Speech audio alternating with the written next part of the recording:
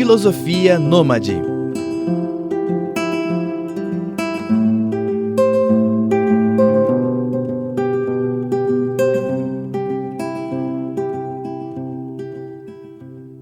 E aí, galera, super bem-vindos, bem-vindas a mais um Filosofia Nômade. Bom dia, boa tarde, boa noite para você que nos acompanha em mais um episódio do videocast da FAPCOM, Faculdade Paulos de Comunicação. E hoje estamos com uma super querida professora Fernanda, Budag? Budag. Fernanda Budag, que está conosco hoje. Tudo bem, Pro? Tudo bem. Que bom. E vamos falar sobre um tema caro a Pro, a mim, que é sobre narrativas. Professora, por que esse tema chamou tanto a sua atenção, assim? Narrativas, narrar, como uma publicitária? O que tem a ver? Boa tarde, boa noite, bom dia, né? Não sei quando que verão isso daqui. Foi algo que eu escolhi para estudar no doutorado, né? Mas também eu já tinha um pezinho aí no mestrado. E para mim, o lance da narrativa, né, das histórias, enfim, sem entrar ainda no conceito de narrativa, tem muito a ver com esse lance de a história nos transportar ou a gente se identificar com algo, né, que está numa história, e tem esse poder, essa potência de a gente entrar num outro mundo em alguns momentos, né, por alguns momentos, viver outra vida, não como uma fuga, mas como uma forma de também lidar com a vida, né? Sim. Eu acho que vai um pouco por aí. E aí os meus estudos, então, portanto, de narrativa seriada, né? Que é o que eu estudei assim no mestrado e no doutorado, ou seja, séries, né? Séries ou telenovelas, né? Então a narrativa ali contada em partes também, né? Que tem também a sua característica ali de deixar em suspense, né? E de ser mais longa, de ter toda uma jornada, um arco narrativo, né? Sim. Nossa, que legal. E eu me encantei também por narrativa no mestrado. O mestrado foi em Ciências da Religião e eu estudei o Evangelho de João. Eu traduzi 15 versículos do capítulo 6 sobre a multiplicação dos pães, e aí fui aplicando teoria narrativa, né? Olha. E foi muito interessante, porque o Evangelho de João é uma grande novela, né? Uma novela de duas partes, né? Que tem um grande herói, num período que nós chamamos de descendência, que é o Cristo que vem à Terra, aí o Cristo que sobe, que é o momento da ascendência e tal. Eu parafraseei dizendo assim, no princípio era a narrativa estava com Deus. A narrativa era Deus. Né? Parafraseei a própria o Evangelho joanino. E como você conceitua a noção de narrativa, assim? Boa. Acho que é importante, né? Comecei a falar assim, não coloquei o conceito, né? Tá perfeito. Então, como tu estava mesmo falando, não entendo do Evangelho de João, mas como tu estava mesmo colocando ali, essa questão de estrutura, né? Então, uma das características, né? Algo que tem em comum, assim, é o que a gente chama assim, o que é narrativa? Por que isso se caracteriza como narrativa e outro tipo de discurso não, né? Tem a ver com estrutura mesmo. Um dos aspectos seria esse, tem a ver com estrutura mesmo. Ou seja, a forma com que é construído, né, esse discurso. Então, o discurso narrativo é algo que tem, portanto, um começo, meio e fim. Isso já está lá no Aristóteles, né? Sim. Trazendo alguns autores ali. Já está lá no Aristóteles, na Poética, em que ele coloca que a narrativa é uma sequência de eventos, ou um evento, né, contado ali, narrado em sequência. Então, significa que eu tenho começo, meio e fim, significa que eu saio de um estado. Eu tenho ali o que alguns autores chamam de estado inicial de equilíbrio, né? Eu saio de um estado, esse herói ou qualquer outro personagem, protagonista, ele vai ter ali o seu desafio, a sua missão que ele próprio se coloca, ou que é colocada para ele, né? Ele vai ter ali algo a ser... Porque senão também a gente não tem história, tem que ter algo, tem que ter uma ruptura aí inicial para a gente ter o que contar, né? Sim. Como a minha professora do mestrado, até a professora Bacega. Agora ela já é falecida, mas ela falava assim que felicidade não conta história, né? É trágico, mas tem algo de muito trágico ali. Por isso que chegou no fim da novela, quando todo mundo fica feliz, né, na telenovela aqui brasileira, mais convencional aí, né? Principalmente as antigas, todo mundo tá feliz, aí a novela acaba, não tem mais o que contar, né? Então tem que ter ali uma tristeza, algo ali a ser contado, desafios para esse protagonista, para esse herói. E, portanto, ele vai chegar ao final num outro estado, né? Ele saiu de um estado ali inicial de equilíbrio, vai ter uma movimentada nessa história, a peripécia também que o Aristóteles chama, e ao final vai chegar mudado, ele vai achar um novo equilíbrio para a vida dele, né? Mas é um equilíbrio diferente, ele vai estar mudado, porque afinal ele teve uma jornada ali, teve a sua vida modificada, né? Então, a gente tem esse transcurso temporal, portanto. Pressupõe-se, né, que a narrativa envolve isso, uma passagem de tempo, uma passagem temporal. E você me fez lembrar de um texto, O Asno de Ouro, você já ouviu falar? Conta aí, eu não... A história é um texto do século II, III, e que o cara ele é punido pelos deuses, né, por ser curioso, e transforma ele num asno, num burro, né?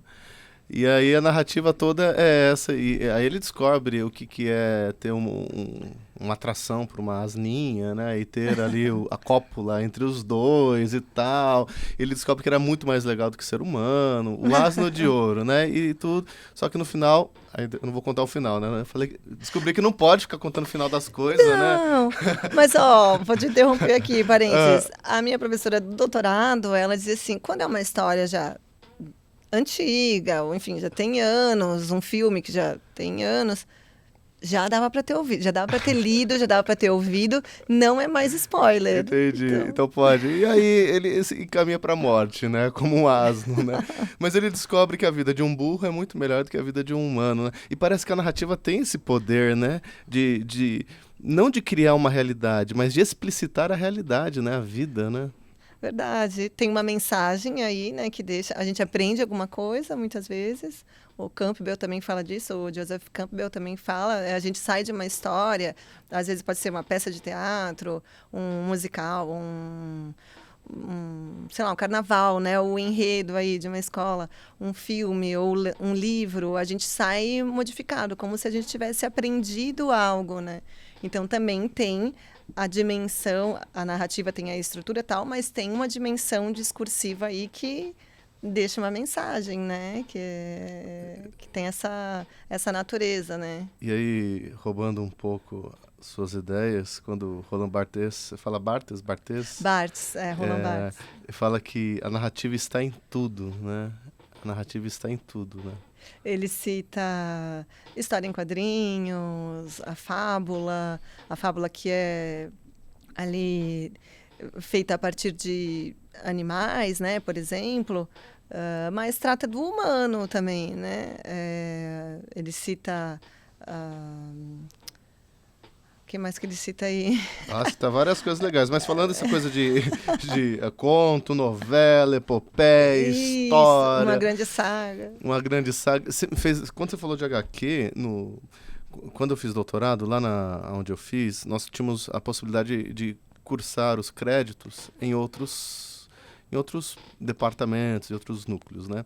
E eu fiz narrativa híbrida com um cara chamado Matheus Passos, Yuri Passos, né? Ele jornalismo literário, ele curte muito. E eu sou de uma origem muito pobre, mas muito pobre, né? Assim, de comer calango. Calango é brincadeira, né? Mas é bem pobre mesmo. E aí, quando ele falou assim, alguém aqui leu História em Quadrinho? Aí, geral, e eu não. Ele se incomodou. Você não, Pascoal? História em Quadrinho? Eu falei, cara, eu não lia, não dava pra comprar, né? E ele me mandou uma lição de casa, na época, que era... Eu tive que apresentar um seminário sobre História em Quadrinhos. Ele me deu duas opções, a Persépolis e o Maus, né? Aí eu fiz sobre Persépolis, que você falou, né? É uma história autobiográfica da Marjane Satrapi, se eu não me engano, contando como foi ser uma menina de 10 anos, 8 anos, na Revolução Iraniana, cara. Olha. Em HQ, em história em quadrinho, fantástico, né? E o mais impressionante foi que a potência dessa narrativa, né? Um texto de 30, 40, 50 anos atrás, sei lá, ecoou na minha vida, né? E a narrativa tem esse poder, né? Sim, acho que está ali justamente o encanto, assim, né, que ela traz. E nessa linguagem de HQ ainda tem a possibilidade de talvez conversar melhor, dialogar melhor com pessoas que talvez não leriam o livro, né? Pensando assim nas diversas Sim. inteligências emocionais e competências. Tem gente que prefere ler num formato HQ, tem gente que vai preferir um livro, então, enfim, as várias linguagens aí, né, possíveis, e a narrativa ela transita por todas elas, né, o que o Barthes coloca e Nossa, e essa estrutura da narrativa, eu fico muito encantado que ela não é um livro de receita, né? Tipo assim, quando eu for cozinhar para você, você vai... E aí eu vou preparar todo o prato, aí você fala assim, nossa, Pascoal, que bonito, né? Onde você fez? Eu aprendi lá naquele de A a Z, né? Então, faça isso, faça aquilo, faça aquilo. E a interpretação é sempre a mesma de um livro de receita. boa. Da narrativa, não, né? Da narrativa, não, bem colocado. Isso me lembrou até uma outra questão sobre o livro de receita, vou falar na sequência. Tá.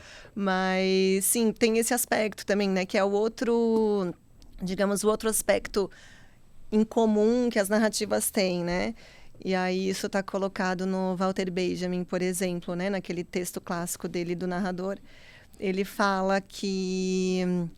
Em outras palavras, mas aqui eu estou já traduzindo, ou seja, estou já interpretando a narrativa dele, o discurso ao menos, que a narrativa ela deixa em aberto ela sugere, obviamente, o escritor ali sempre sugere uma interpretação, mas a gente, enquanto leitor, enquanto receptor aí dessa obra, dessa narrativa, desse texto, né, seja verbal, visual, a gente também vai dar continuidade para essa história, a certo modo. Eu vou recontar, tô ali, escutei a história, daí eu vou recontar essa história e eu vou estar dando uma certa continuidade a ela.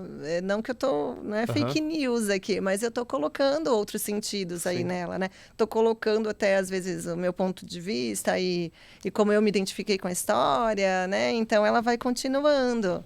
Tem um aspecto muito interessante nisso. Muito. O Ariano Suassuna falava muito sobre isso, né? O papel do mentiroso, né? Como a gente precisa do mentiroso. Porque quando sou eu contando uma história verídica, não tem graça nenhuma. Mas quando é um mentiroso contando a mesma história, né?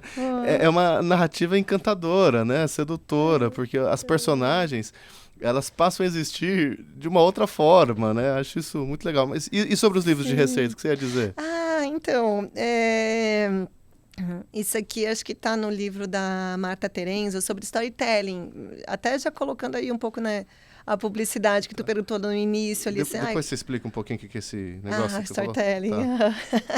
Ela fala do storytelling pensando a publicidade, né? Aí que está também uma ligação, publicidade e histórias, né, e narrativas.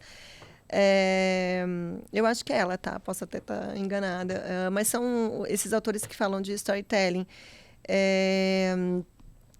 A primeira vez, digamos assim, que uma receita, entre aspas, aquela, né, de cerveja apareceu, não foi num livro de histórias, não foi num livro de receitas, e sim numa narrativa. Aqui o ponto ou seja, faz mais sentido a receita estar dentro de uma história, é algo mais interessante, chama atenção, eu vou lembrar disso mais do que se eu ficar decorando uma receita num livro de receitas. Eu vou lembrar da receita da cerveja dentro de um livro. Ela está na epopeia de Gilgamesh. Não sei se tu não conheço, conhece. mas eu vou...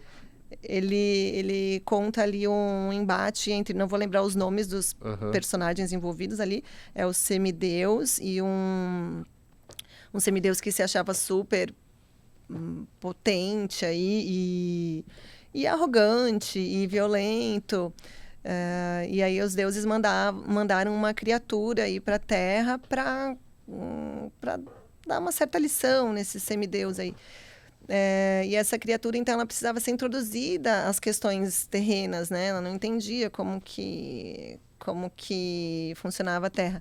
E aí, ali na epopeia, é contado um pouquinho, em 2 situações, a cerveja aparece. E em uma delas, fala aí um pouco do que ela é feita, é trigo, cevada, não sei o que lá. Nem sei também os ingredientes da cerveja. Se vai trigo. Cevada vai, né? E aí vai introduzindo a criatura aí a partir da cerveja e da receita da cerveja, né? Sei. Nossa, que legal. Você me fez lembrar a Torá. A tradição judaico-cristã tem lá no Êxodo capítulo 20 os 10 mandamentos, que na verdade é fake isso, né? Fake por quê? Não são 10 mandamentos, eles têm lá 365 normas do que você não pode fazer, mais 300 e poucas normas do que você pode fazer e tal, mas eles sintetizaram em 10. Por quê? Eu tenho 10 dedos, então eu podia ensinar para os meus filhos a partir dos meus dedos. Sabe aquela coisa de quando... que você não... sempre foi madame e tal, né? Mas quando a gente era pequenininho, mandava a gente a mãe mandava lá comprar coisa, né? Pão, alho, cebola e detergente. Pão, alho, cebola e detergente. Pão, alho. Daí então, vai decorando. Exatamente, né? Você cria uma receita dentro de uma história que é chegar lá, esquecer uma coisa. Pô, pão, alho, cebola e detergente. Então... É interessante como a narrativa ela tem a capacidade de adaptar, né, algumas questões assim do próprio cotidiano, né, do próprio cotidiano, né? E geralmente essa divisão em 3, começo, meio e fim, que a gente aprende lá na redação, também lá no primário, se fala primário, não, é ensino fundamental. Anos iniciais. Denunciando a idade aí. O professora lá falando assim, faz a redação das férias, né? Tem que ter introdução, desenvolvimento, conclusão, início, meio e fim. Essa estrutura de 3 também tem alguns grandes oradores assim na história que defendem isso. O Papa Francisco, por exemplo, isso está colocado num livro também sobre storytelling, que também a gente vai falar, já falar. Aqui, é um livro sobre storytelling do Carmine Gallo, em que ele trabalha alguns oradores, assim, alguns grandes oradores, mostrando digamos, entre aspas, receita, né, que eles usam para falar, né? Ou seja, para contar a sua história. E, se não me engano, é o Papa Francisco que fala dessa regra dos 3. 3 é algo que, se tu conta a tua história, né, o teu discurso que tu tem para falar, se tu divide em 3, 3 pontos que eu tenho para dizer. Esses 3 pontos dentro de uma introdução, um desenvolvimento, conclusão, eu vou ter 3 pontos na introdução, 3 pontos no desenvolvimento, 3 pontos na conclusão. É algo que é fácil também de memorizar. Então também... quando eu era seminarista, eu tive aula de homilética, né? E aí não sei nem o que é. É a hora você falar e convencer os outros, né? Aprender a escrever sermão, né? Homilética. Fala isso. Posso fazer um omelete para você, mas nesse caso foi homilética. Né? Se escreve com O? Não, H-O, homilética. Homilética. E aí, essa estrutura, que você tem um exórdio, que seria... a estrutura aristotélica. Um exórdio, uma história, e depois você tem a explicação dessa história, uma proposição interrogativa, negativa, afirmativa, aí o desenvolvimento, os 3 pontos, de modo geral, e a peroração. Tão bonitinhos os termos, né? Bem isso, é o discurso aristotélico, que a gente usa na publicidade também. Que legal. Olha, vou mandar meu currículo para você. Quem sabe eu dou umas aulas de publicidade. Mas, voltando assim à questão do... Antes de falar do storytelling, eu queria falar... Você me deu um gatilho aqui. Eu acho que a gente vive uma crise de narrativas. Sabe por quê? Você estava falando assim, não, porque você vai ver o negócio, tem começo, meio e fim, acabou, felicidade não tem fim e tal. E aí, por exemplo, faz muitos anos que eu não vou no cinema. #fica a dica. E aí, Mas o último filme que eu acho que eu vi era tipo Vingadores. Acho que era tipo assim, eles lutavam, um monte de gente morria, mas depois todo mundo, ou a maior parte, com exceção do Homem de Ferro, ficava bem e vida que segue, sabe? Assim, parece que a gente tá com uma crise de narrativa, né? Uma narrativa que contraria um pouco as Isso. expectativas. A gente estava falando aqui até agora, assim, mais uma certa estrutura mais padrão, mais conservadora até, em termos de estrutura narrativa, né? Que até tem o final feliz e não necessariamente vai ser assim. Esse final, esse começo, meio e fim, e que a gente tem um início, daí ele vai ser rompido aí e eu vou chegar num novo equilíbrio ao final. Esse novo equilíbrio não precisa ser necessariamente feliz. Eu vou só chegar num novo equilíbrio, assim, né, na vida, mas não necessariamente feliz. Então, se a gente for pegar talvez o Vingadores, como é algo mais Hollywood, blockbuster, assim, ele acaba assumindo mais uma estrutura mais padrão, né? Mas a gente pega um filme, aquela categoria estrangeiro, assim, do Oscar, né? Estrangeiro. Categoria estrangeiro. Né? Dá para problematizar isso, né?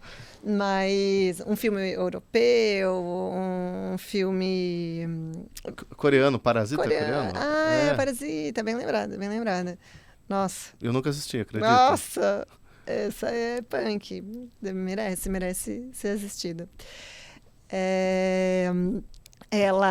Enfim, qualquer desses filmes, né, europeus...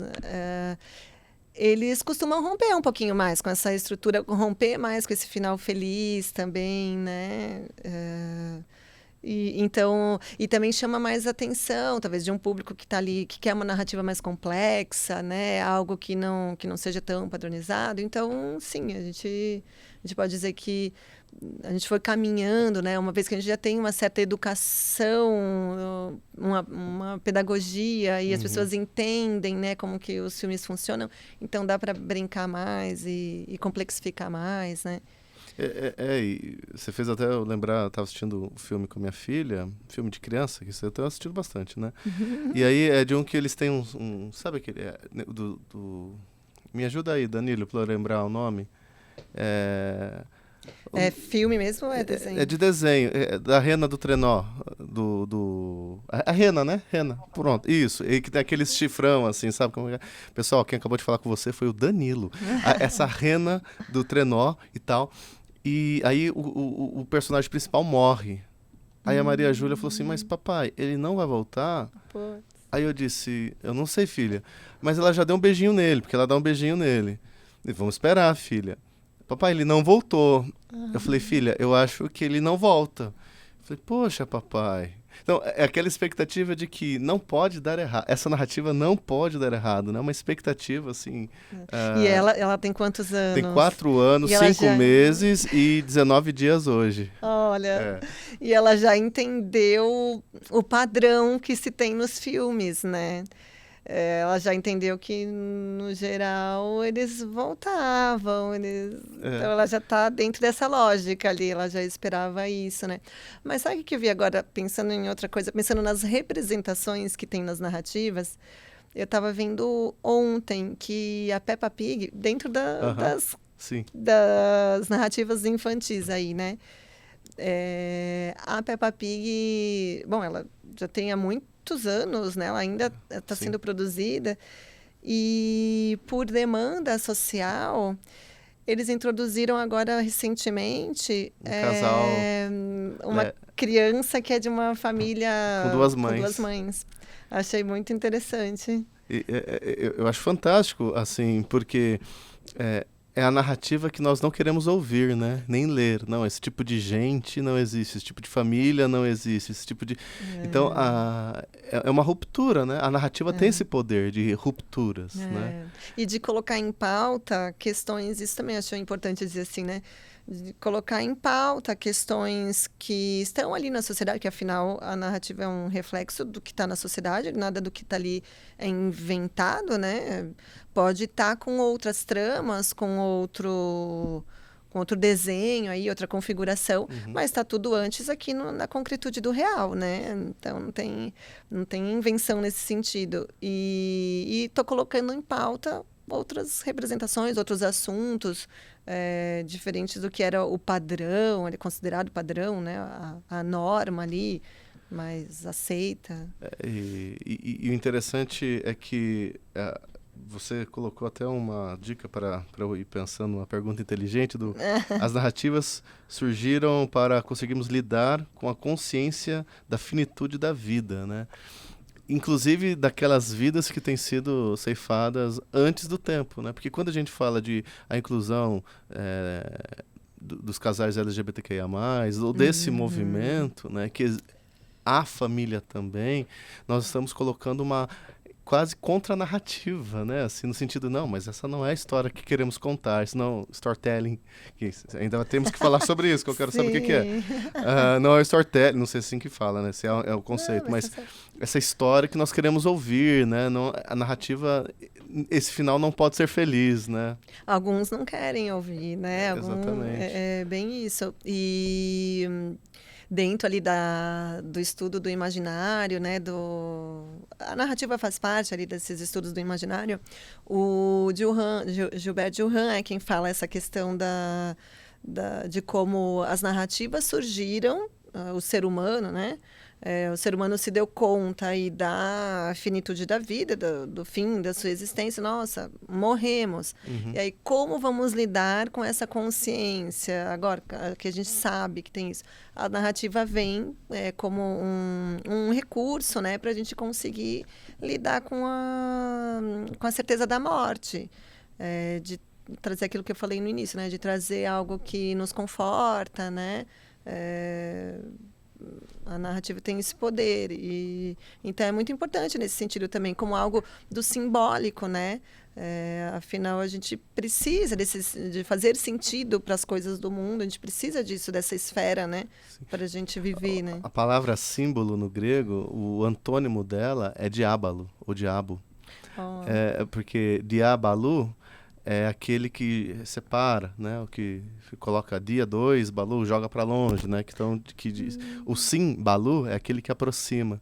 É interessante como as narrativas vão fazendo sentido a partir dos símbolos, né? Por exemplo, o símbolo do que é uma família, símbolo do que é espiritualidade, símbolo do que é questões políticas, né? Porque a política vai em Peppa Pig, o grande problema da Peppa Pig, e eu sou um consumidor por excelência, é porque ela também carrega questões políticas, né?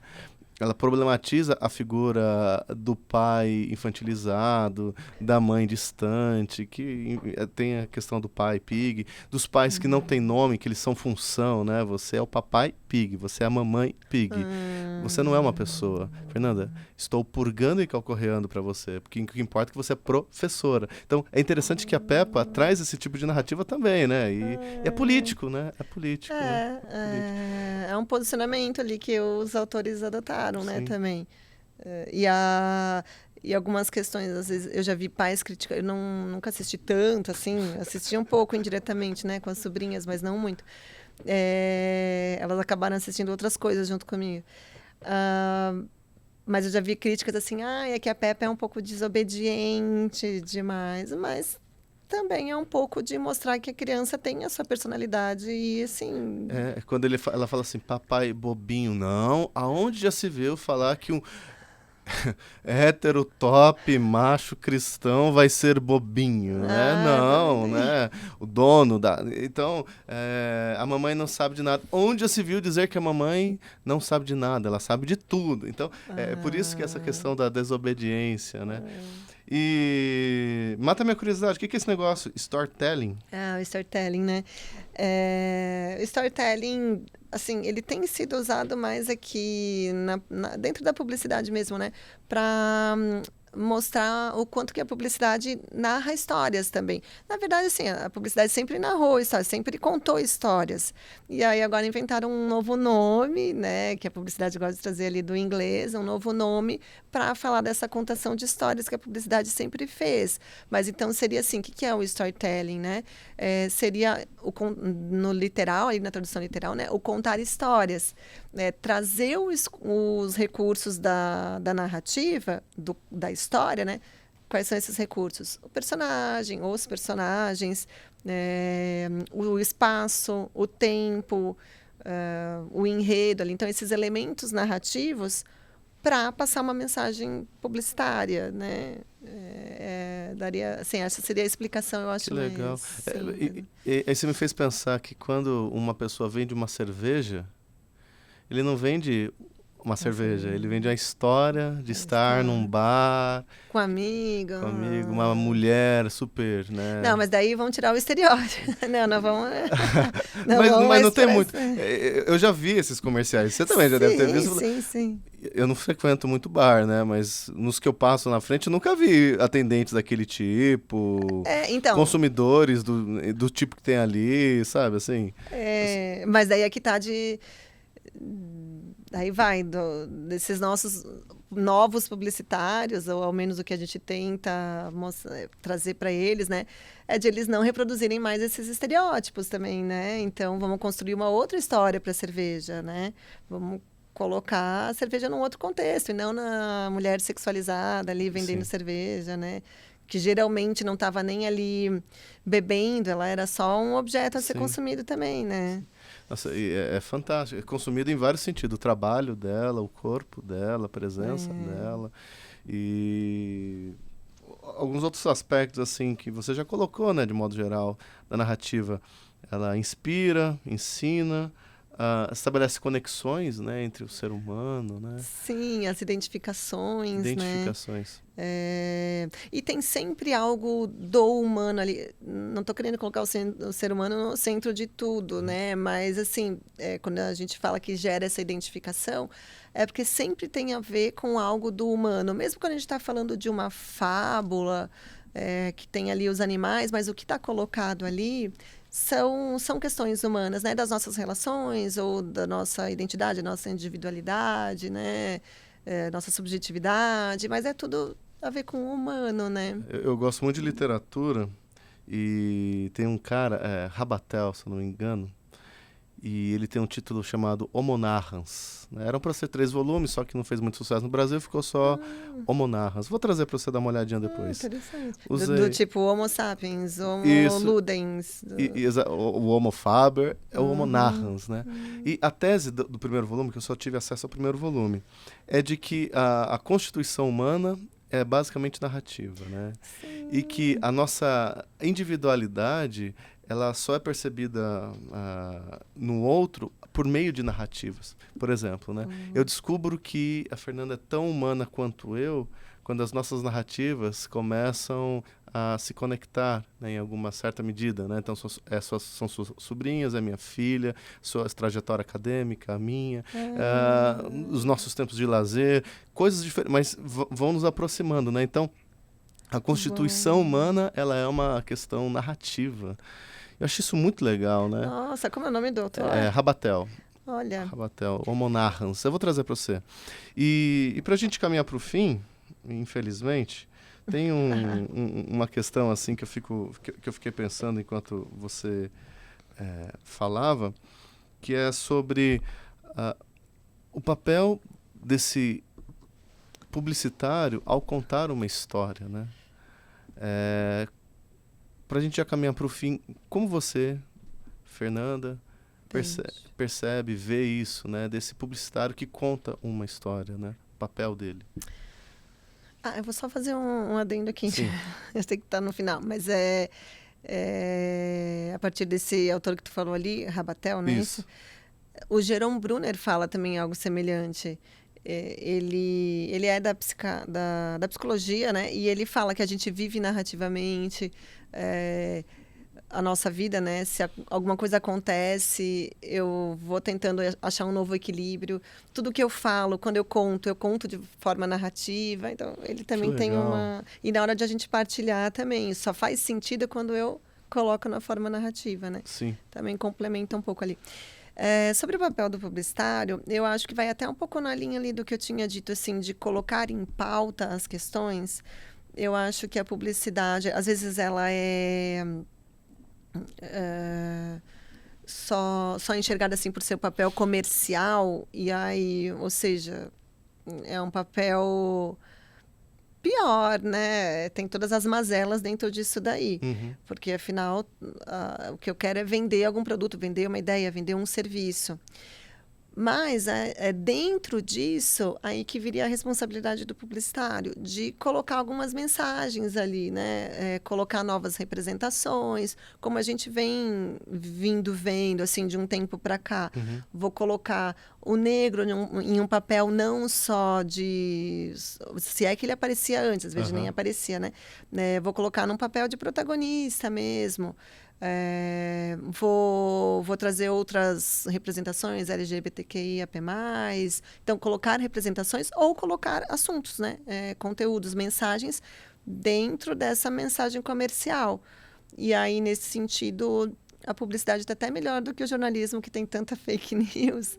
A publicidade, ela tem... A gente pode ver um outro lado nela, assim, que traz um conteúdo, uma mensagem mais bacana, né? E é fundamental, porque você não vende só o produto, a viagem, a coisa, né? Você vende toda uma ideologia também, né? E a questão não é só vender, né? Eu acho que, tendo uma essência narrativa, nós temos que superar essa homo econômicos. Essa ideia de que eu sou a minha conta bancária, né? A narrativa rompe com isso. Eu poderia, né, falar com você... Tive algumas ideias sobre falar de Machado, Shakespeare, falar daquele outro Quixote lá, qual que é o nome? O Cervantes, né? Mas obrigado, viu, Fê? Muito obrigado. Imagina, adoro. E espero lhe encontrar numa próxima. Sim, a gente encontrou outro tema também, mas enfim, narrativa dá pano pra manga aí pra gente falar. Poxa vida. Obrigada pelo convite. Obrigado. Galera, nos vemos numa próxima aqui no Filosofia Nômade. Um beijo e até bem logo.